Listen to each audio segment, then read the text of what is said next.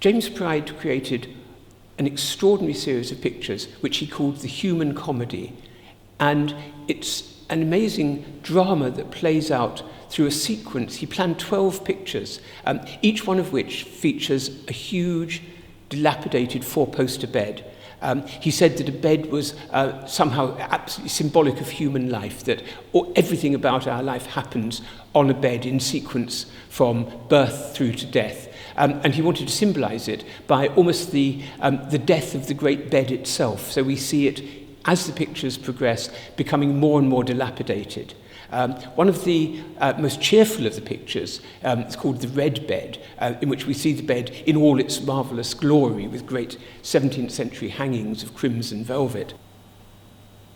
But the most extraordinary one, I think, is called The Derelict, in which we see the bed itself beginning to fall apart, in some ways slightly as poor James Pryde's life fell apart also.